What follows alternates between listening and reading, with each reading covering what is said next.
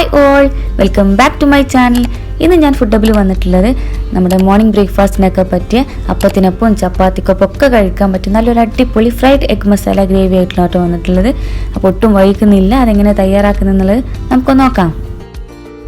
അപ്പോൾ ഞാനിതാ ഒരു പാനിലേക്ക് ഒരല്പം ഓയിൽ ഒഴിച്ചു കൊടുക്കുന്നുണ്ട്. സാധാ സൺഫ്ലവർ ഓയിലാണ് ഒഴിച്ചു കൊടുക്കുന്നത്.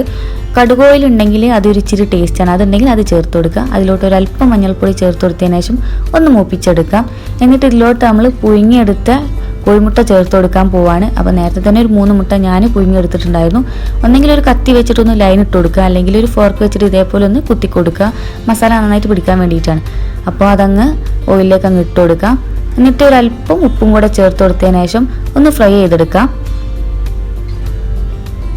ജസ്റ്റ് ഒന്ന് ഫ്രൈ ചെയ്തെടുക്കുക. ഒന്ന് കളർ മാറി വരുന്ന നേരം ഒന്ന് ചെയ്തെടുത്താൽ മതി.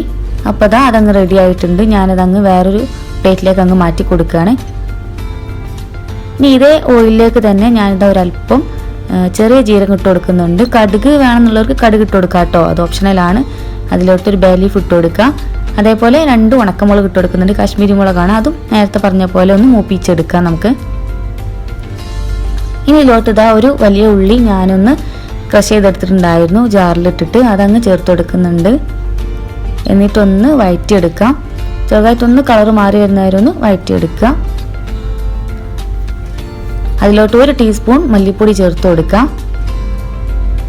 അതേപോലെ 1 ടീസ്പൂൺ മുളക് പൊടി ചേർത്ത് കൊടുക്കുക. കാശ്മീരി മുളക് ഉണ്ടെങ്കിൽ അതും കൂടെ 1 ടീസ്പൂൺ എക്സ്ട്രാ ചേർത്ത് കൊടുക്കുക കേട്ടോ. അതേപോലെ 1/4 ടീസ്പൂൺ മഞ്ഞൾപ്പൊടി ചേർത്ത് കൊടുക്കാം. 1 ടീസ്പൂൺ ഇഞ്ചി ചതച്ചത് ചേർത്ത് കൊടുക്കുന്നുണ്ട്. അതേപോലെ 1 ടീസ്പൂൺ വെളുത്തുള്ളി ചതച്ചതും കൂടെ ചേർത്ത് കൊടുക്കാം. എന്നിട്ട് നന്നായിട്ട് അങ്ങ് മിക്സ് ചെയ്തെടുക്കാം നമുക്ക്. ഇനി ഇതിലോട്ട് ഒരു തക്കാളി ഞാനൊന്ന് ജസ്റ്റ് ഒന്ന് പേസ്റ്റ് ആക്കി എടുത്തിട്ടുണ്ടായിരുന്നു, അതങ്ങ് ചേർത്ത് കൊടുക്കുന്നുണ്ട്. പിന്നെ ആവശ്യത്തിനുള്ള ഉപ്പും കൂടെ ചേർത്തിട്ടൊന്ന് മിക്സ് ചെയ്തെടുക്കാം. ഒന്ന് ഓയിലൊക്കെ കിടന്നിട്ട് ജസ്റ്റ് ഒന്ന് 2-3 മിനിറ്റെങ്കിലും ഒന്ന് മിക്സ് ചെയ്തെടുക്കുന്നത് നല്ലതാട്ടോ. ആ ഒരു പച്ചക്കുത്ത് എന്തെങ്കിലും ഉണ്ടെങ്കിൽ ആ ടേസ്റ്റൊക്കെ അങ്ങ് മാറി കിട്ടിക്കോളും.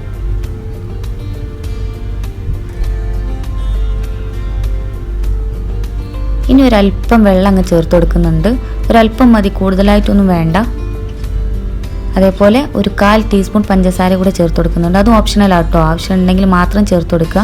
ആ ഒരു ടേസ്റ്റ് ഒന്ന് ബാലൻസ് ചെയ്യാൻ വേണ്ടിയിട്ട് മാത്രമാണ്. കൂടെ നമുക്ക് നേരത്തെ ഫ്രൈ ചെയ്ത് വെച്ച് നമ്മുടെ എഗ്ഗും കൂടെ അങ്ങ് ചേർത്ത് കൊടുക്കുന്നുണ്ട്. എന്നിട്ട് നന്നായിട്ടൊന്ന് മിക്സ് ചെയ്ത് കൊടുത്തതിന് ശേഷം ഒരു 2-3 മിനിറ്റെങ്കിലും ഒന്ന് തിളപ്പിച്ചെടുക്കുക കേട്ടോ. ആ ഒരു ഗ്രേവിയിലൊക്കെ കിടന്നിട്ട് ആ ഒരു മസാല അതിൽ പിടിച്ച് കിട്ടാൻ വേണ്ടിയിട്ട് മാത്രമാണ്. അപ്പോൾ അത് അത്യാവശ്യം നന്നായിട്ട് ഗ്രേവി ടൈപ്പായി മാറിയിട്ടുണ്ട്. നന്നായിട്ട് തിളച്ച് എഗ്ഗൊക്കെ അതിൽ കിടന്നൊന്ന് പിടിച്ച് കിട്ടിയിട്ടുണ്ട് മസാല ഒക്കെ. അപ്പോൾ ഇനി ഇതിലോട്ട് 1/2 ടീസ്പൂൺ ഗരം മസാലപ്പൊടി ഒന്ന് ചേർത്ത് കൊടുക്കാം. പിന്നെ 2 പച്ചമുളക് കൂടെ ഇട്ട് കൊടുക്കുന്നുണ്ട്. അതോടൊപ്പം ഒരല്പം കറിവേപ്പില കൂടെ ഇട്ട് കൊടുത്തതിന് ശേഷം 1 മിനിറ്റ് ഒന്നുകൂടെ ഒന്ന് മിക്സ് ചെയ്തെടുക്കുക. അതിൻ്റെയൊക്കെ ഒരു ടേസ്റ്റ് ഒന്നുകൂടെ ഒന്ന് ഗ്രേവിയിൽ കിട്ടാൻ വേണ്ടിയിട്ട് മാത്രമാണ്.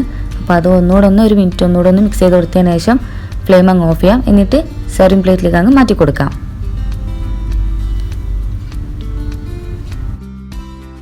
അപ്പോൾ ഞാനിതാ മാറ്റി കൊടുത്തിട്ടുണ്ട്. അതിലോട്ട് ഒരല്പം മല്ലിയിലും കൂടെ ചേർത്തിട്ടൊന്ന് ഡെക്കറേറ്റ് ചെയ്തെടുത്തിട്ടുണ്ട് കേട്ടോ. അപ്പോൾ ഇതേപോലെ ബ്രേക്ക്ഫാസ്റ്റിനൊന്ന് ട്രൈ ചെയ്ത് നോക്കുക. നല്ല കിടിലൻ റെസിപ്പി തന്നെയാണ്, നല്ല എളുപ്പമാണ് തയ്യാറാക്കാനും. അപ്പോൾ എൻ്റെ വീഡിയോ ആദ്യമായിട്ടാണ് കാണുന്നുണ്ടെങ്കിൽ എൻ്റെ ചാനൽ ഒന്ന് സബ്സ്ക്രൈബ് ചെയ്യാൻ മറക്കരുത്. അപ്പോൾ ഇതേപോലെ കിടു റെസിപ്പിയുമായി ഷറാസ് ഫുഡ് ഹബിൽ വീണ്ടും കാണാം. താങ്ക്